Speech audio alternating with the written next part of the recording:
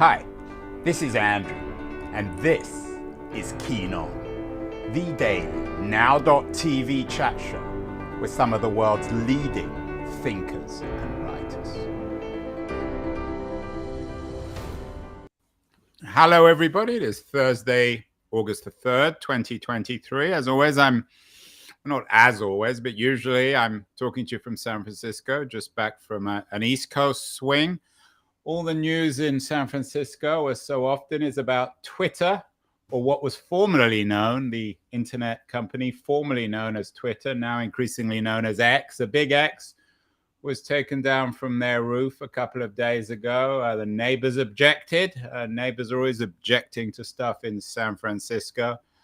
And of course, this quote unquote rebranding of Twitter as X has raised a lot of controversy. Lots of people trying to explain it. New York Times has a wonderful photograph of a little Twitter bird with a huge X graffiti on it. A lot of people object. A lot of people are very unhappy with what Elon Musk is doing and what indeed we should call Twitter now, and what he's trying to do with X in terms of transforming it into some huge Wall Street play. One person who I know has some very strong feelings on Twitter is an old friend of mine, a Twitter friend, in fact, Bethanne Patrick. Bethanne Patrick, we first met about 12 or 13 years ago on Twitter.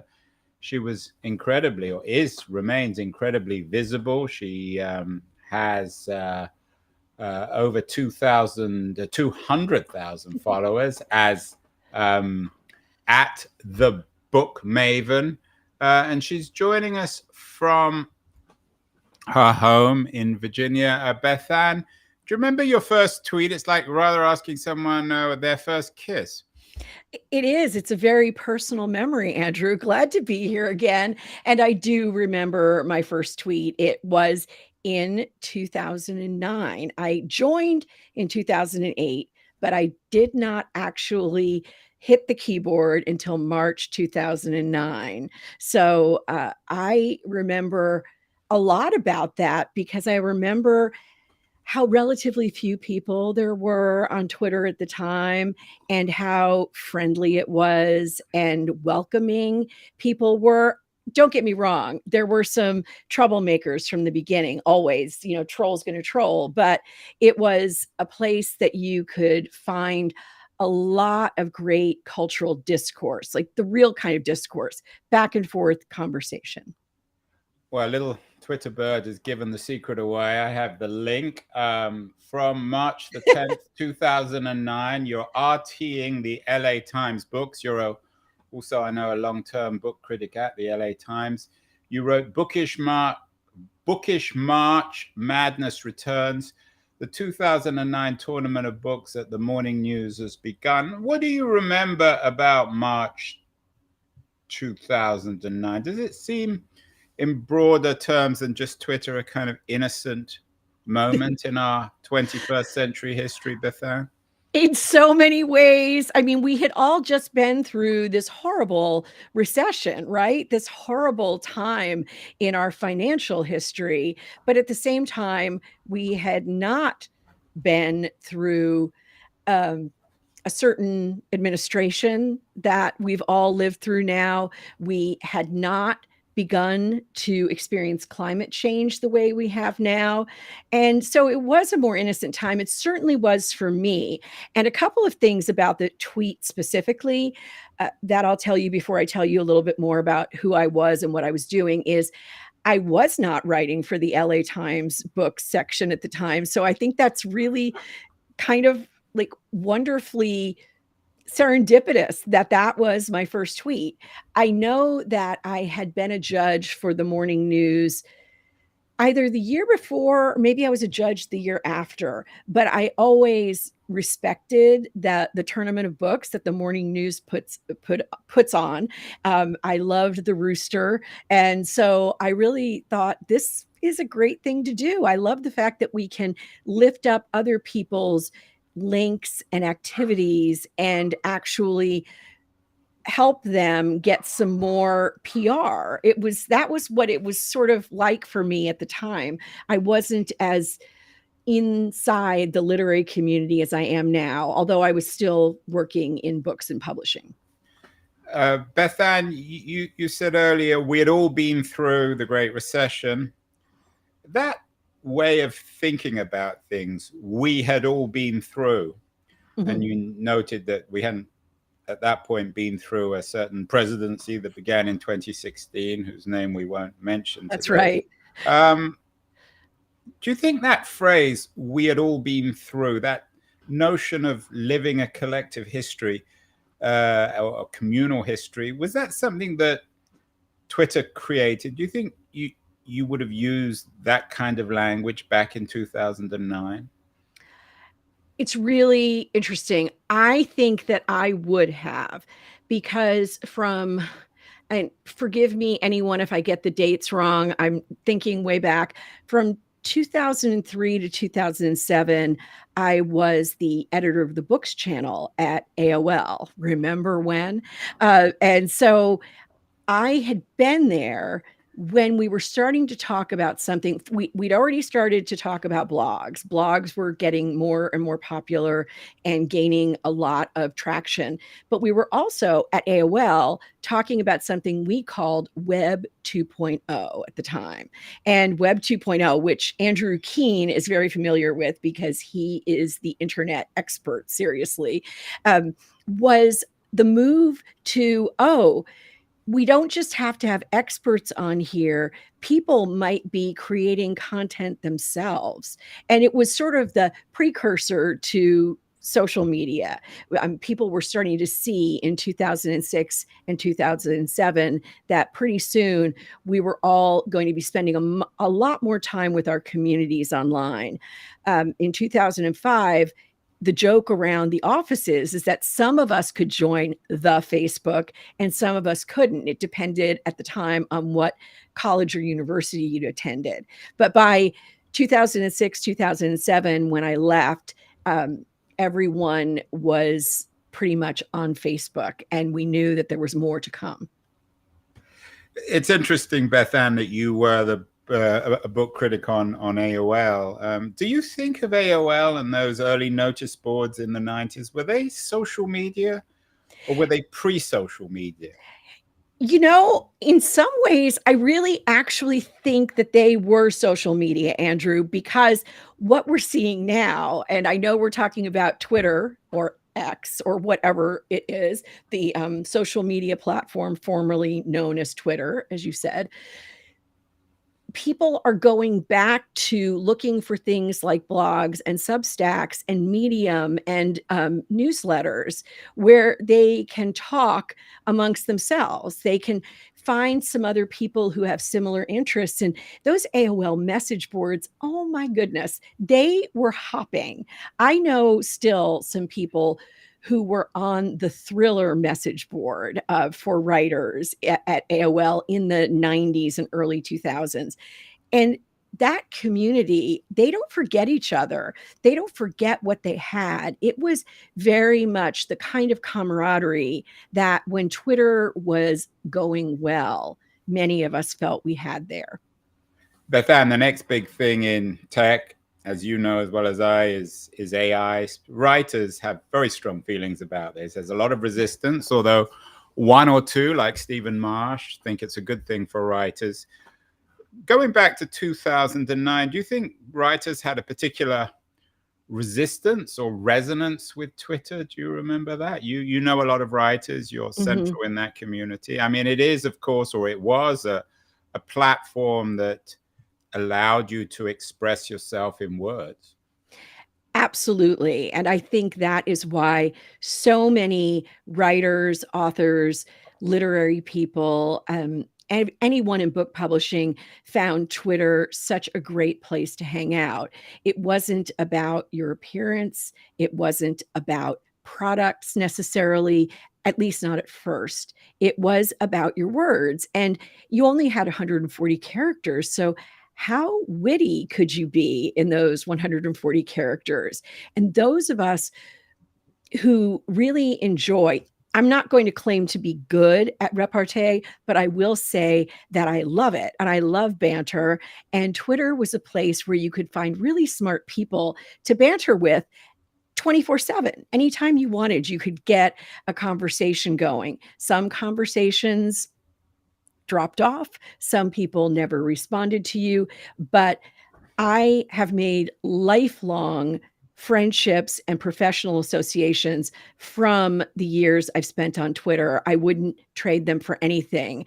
I want to say, even though you might ask me this later, but I know a couple who met on Twitter and have been married for several years and are really happy.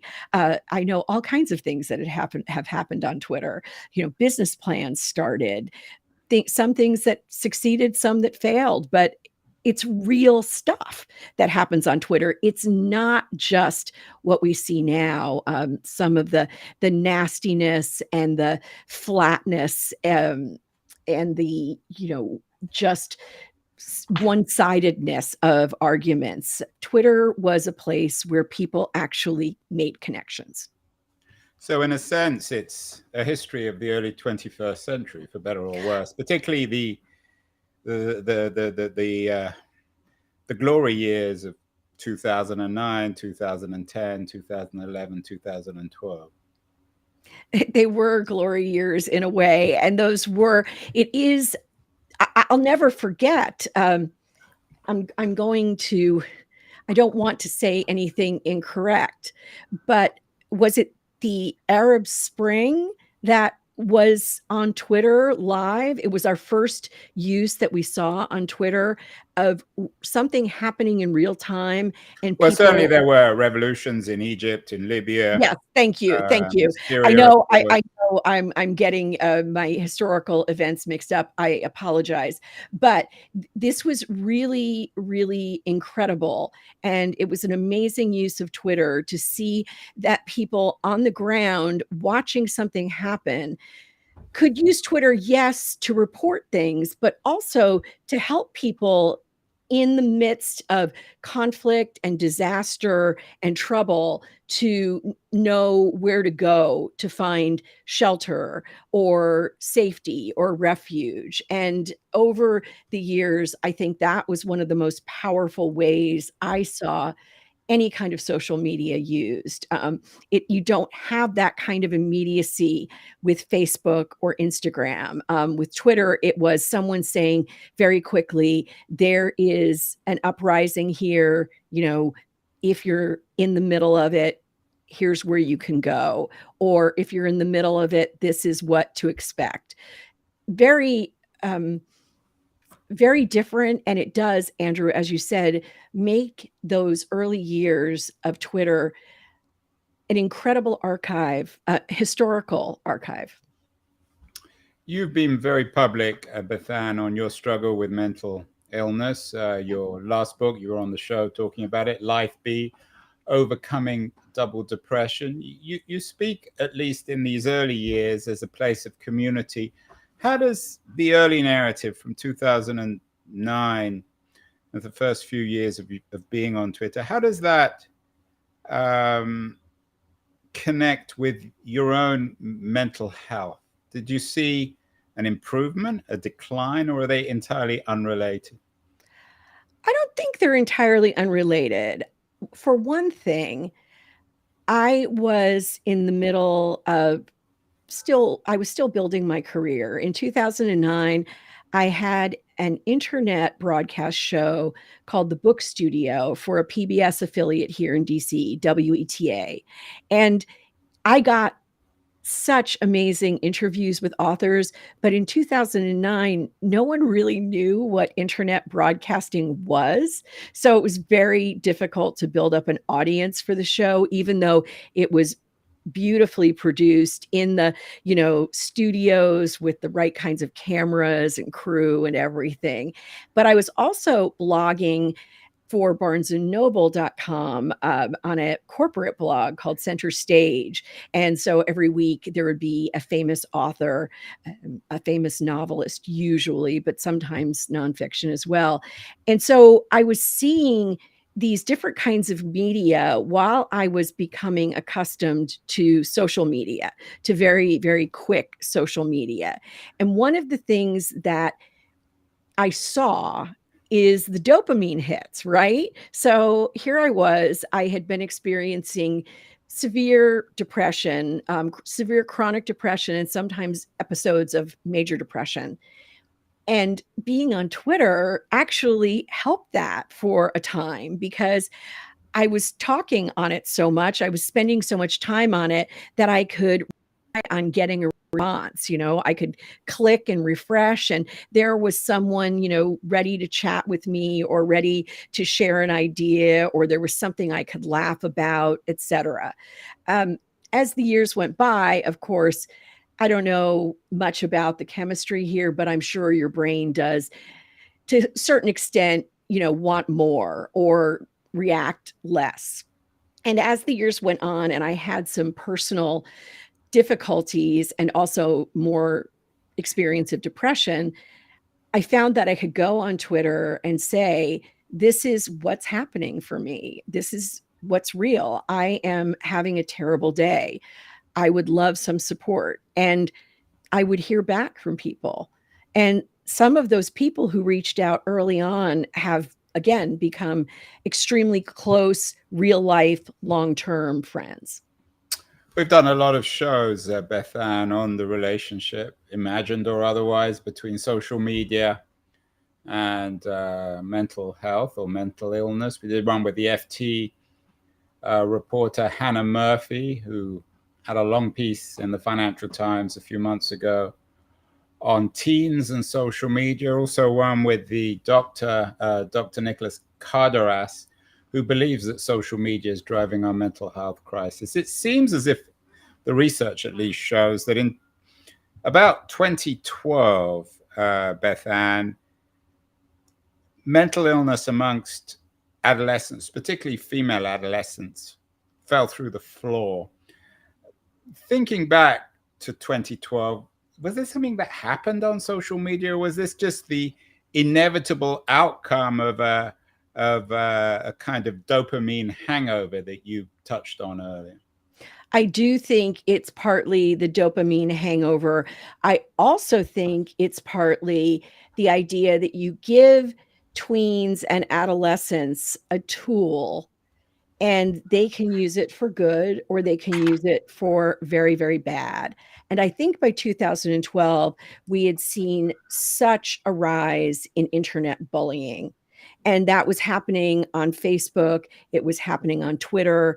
And especially at that point, we didn't have as much, we didn't have TikTok. I'm not sure exactly when Snapchat started, but because I also was raising daughters myself at the time, I knew that there was all kinds of stuff going on.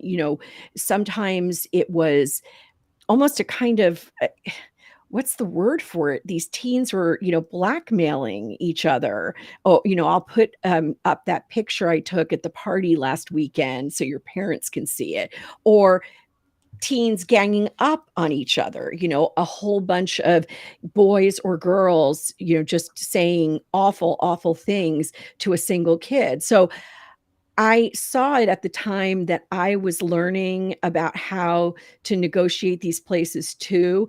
And I do agree with Murphy and the good doctor about the detrimental effects of this on teens. They are, on one hand, I want to say, in defense of teens, Andrew, a lot of parents say, put down your phone, stop texting your friends. And I think the texting can be good. It can be a way of keeping in touch, of communicating. Back in, for instance, Jane Austen's time, right? The mail came how many times a day? You could send a note to someone and get a response, 2 hours later. Texting for kids can be difficult, but it can also be a great way of maintaining friendships in a time where we're letting our kids play outside less, we're letting our kids get together alone less sometimes. That said, I did see in I would say 2011 to about 2015, huge uptick in the misuse of social media among teenagers for really, really unkind purposes. And in that period, 2011 to 2015, I'm not sure how old your girls were, but do you remember particular events and how that impacted your own advice or perhaps rules, laws within the It family did. It about really, how your girls could and couldn't use social media? well, this is a little bit later, and I'm trying to remember. Let's see, my 26-year-old. So this would have been when she was so about 10 years ago. Yeah, so it is the right time period, but it's Around not 2000, Twitter. yeah, Yeah, 2013. exactly. Um, they didn't like Twitter at the time. All of them were on Instagram, but what they all had was something they called a Finstagram. And a Finstagram was basically the hidden Instagram that your parents didn't know about. So a kid would say, "Mom, please, can I be on Instagram?" And they'd make an account and make it look really pretty, like, "Oh, here's some pictures of my birthday with my grandma." But then they would somehow either, kids who didn't have enough parental supervision or kids who had a friend who knew how to manipulate things would create a Finstagram. And that is where they would post the pictures of them, drinking a handle on the metro or, at a party doing something, really unsavory, all kinds of stuff. And so I found out about our younger daughter's Finstagram when she decided to access it from my phone and didn't log out. And so I got to see the whole thing and I thought, okay, this is what they're doing now. All right, we're going to shut this down. But I do remember that very clearly. And I also remember very clearly how the trends among social media sites changed, So Facebook is everything. And then, no, we hate Facebook. We only go on Twitter. No, Insta is it. And so on and so forth, all the way to TikTok. You're an expert on narratives, a book reviewer, both fiction and nonfiction. Is there almost a conventional narrative to the history of social media? The initial promise, the glory years, the crises, the decline? I love that question because, some people say there's only one plot ever, right? Which is a stranger comes to town. That's the only plot because it always happens and you can make anything out of it. But one of the narrative arcs that is very, very common is the rags to riches and then riches to rags story. So it's, start out low, you go up high, low again, so on and so forth. And each of these sites has had its own version of rags to riches and back to rags again, and then sometimes back to riches. So they do follow narrative forms, and they do show that when you think you've got it all figured out, somehow humans are going to make a mistake. We're going to try to do too much. We're going to try to control too much of the market share. We're going to try to change the identity of something that doesn't need to be changed. And so I do see a lot of great narrative play in the stories of these big social media companies. So it's an all too human story. The stranger comes to town. Is that stranger Elon Musk? You recently announced that you're leaving Twitter. You're packing up your stuff. You may keep your @sign, but August 8th, in a few days, will be your last day. You're getting a big giveaway. I am. Do you remember the moment you heard Musk was buying Twitter? Was it something that immediately you thought, wow, I can't stay on this if he's the owner? I remember when he bought it, we had all been sort of on the edge of our office chairs, waiting to see if it was going to go through, if he was going to be allowed to make this. And we kept hoping that it wouldn't happen. And when it did happen, at first it seemed like, oh, well, it's Twitter. I'm going to stay because why let Elon Musk take away something that's been so good for so many of us? And so I vowed to stay. Various people, for instance, my good friend and fellow critic, Ron Charles of the Washington Post, I had convinced him to get on Twitter, and he was wonderful on it for years and years. And he left. I'm not sure how many months ago, but he finally said, "I can't, stay on this with Musk in charge." I thought, well, if Ron's leaving, something's really up, something's really wrong. And then I started seeing more and more authors leave and writers that I really loved and whose tweets made a difference in my day or my week. I still thought I'd hang on, but it's this rebranding, Andrew, is very disturbing to me. May have mentioned this on one of the shows before, but I lived in Berlin for several years a while back. And in Berlin, you can never forget what happened in the Nazi era. And it is so clear to me that a rebranding of the sort that has happened has really fascistic overtones. And it's not an accident. Twitter could have stayed what it was. There's something behind this. And it may be purely financially related, but I have a feeling it has to do with some other things that Musk is involved with and interested in. That doesn't mean that I'm claiming he is going to become, our overlord or dictator. I just thought this is not a place that I belong anymore. I can find other places, some of the new social media sites, or even just finding new ways to connect with Instagram and Facebook. And look, I'm just going to say this. I said this to someone the other day. A friend said, "Oh, I just can't go to such and such because of Zuck." And I said, "Really? Do you think that any of these places are entirely free of some kind of, you know, person like Jack or like Mark Zuckerberg or Elon Musk?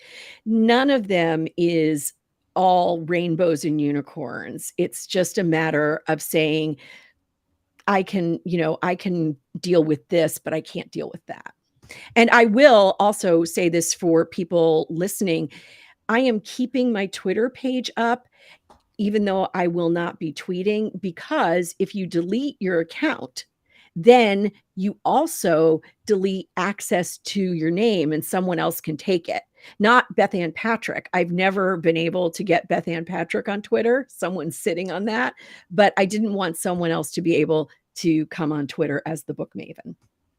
And finally, Bethanne, you mentioned you're looking at some of the other post-Twitter platforms. Mm-hmm. What you mentioned Web 2 before, Web 2.0. Yep. A lot of people are talking about Web 3 style platforms, Yep. decentralized like Mastodon, Blue Sky. Some people, I'm sure you've come across Jeff Jarvis, another figure like you, ubiquitous on social media. He's an old friend. He was on the show recently. He still believes in the social potential of the internet. Do you think that platforms like Mastodon, Blue Sky, and some of these other innovative, decentralized networks, not threads so much, can we have a rise and a fall and then the rise again of social media? I really hope so. I found Mastodon very difficult. I did create an account there and I thought, oh, I'm not finding the kind of community there that I want. I have actually found Threads to be something that seems to grow very quickly because, of course, you get your Instagram followers as followers once they sign up. So that's a little clever thing they're doing. Blue Sky is much, much smaller, and I am on Blue Sky.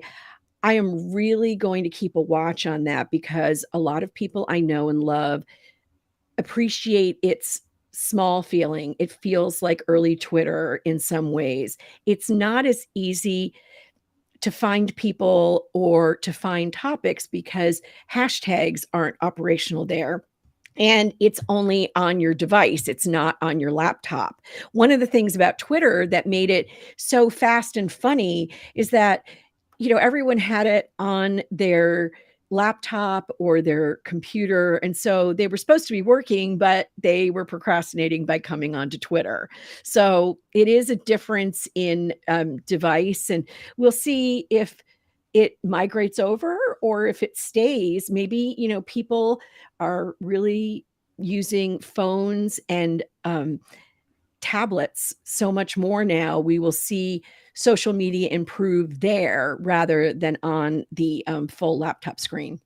And I wonder, given the popularity of platforms like Substack, whether we're returning to the age you began in the AOL network, in the notice boards of AOL. Do you think that maybe social media will seem like just a blip ultimately, and that we will return to posting on blog-like platforms like Substack?